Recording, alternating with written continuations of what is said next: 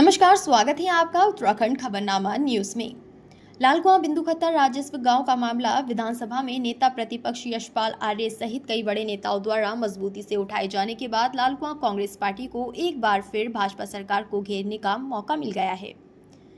कांग्रेस ने प्रदेश की double engine सरकार को बिंदुखत्तर राजस्व गांव के मामले में घेरते हुए राज्य सरकार पर बिंदुखत्ता की भोली भाली जनता को छलने और गुमराह करने का आरोप लगाया है। यहां लालकुआं विधानसभा क्षेत्र के वरिष्ठ कांग्रेस नेता कुंदन सिंह मेहता ने आयोजित प्रेस वार्ता में पत्रकारों से कहा कि बीजेपी ने बिंदुखत्ता को राजस्व गांव का दर्जा दिलाने के लिए चुनावी घोषणा पत्र में वादा किया था, लेकिन 8 साल बाद भी बिंदुखत्ता को राजस्व गांव का दर्जा न देना भाजपा की विफलता को दर्शाता है। उन्होंने कहा कि भाजपा ने बिंदुखत्ता की भोली भाली जनता को छलने और गुमराह करने का काम किया है। उन्होंने कहा कि जनता भाजपा की कथनी और करनी को भली भांति समझ चुकी है। अब जनता सड़क पर उतरकर इनको सबक सिखाएगी। उन्होंने कहा कि बिंदुखत्ता गांव में भारी संख्या में पर्वतीय क्षेत्र के लोग निवास करते हैं।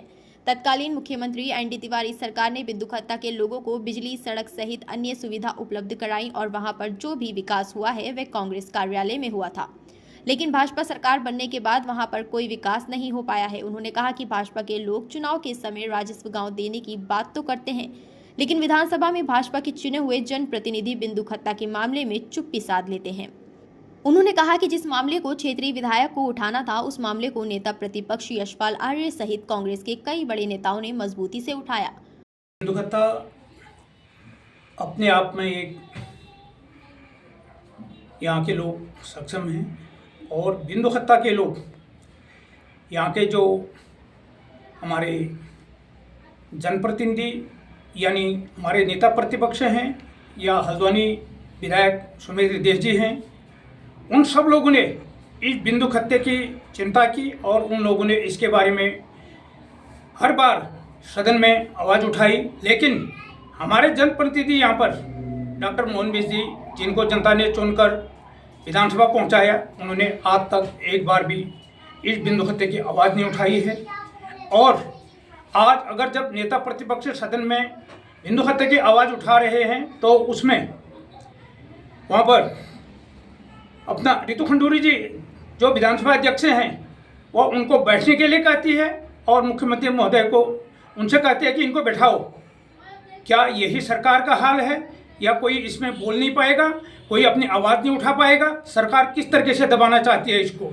बिंदुखत्ता कांग्रेस की देन है, यानी एनडी तिवारी जी ने इस बिंदुखत्ते को बसाया था और उन्होंने यहाँ पर पूरी मूलभूत सुविधाएं यानी स्कूल दिए, अस्पताल दिए और बिजली दी, सड़क दी, सब कुछ उनकी देन है। और उसी कार्य को आगे बढ़ाने के लिए माननीय हरीश रावत जी ने इसको नगर पालिका बनाने के लिए पूरी कोशिश की और उसको बनाने का प्रयास किया, लेकिन जिसे भारतीय जनता पार्टी ने पूरा धरना प्रदर्शन कर इन्होंने उसको विफल किया और उसको इन लोगों ने नगर पालिका नहीं बनने दी।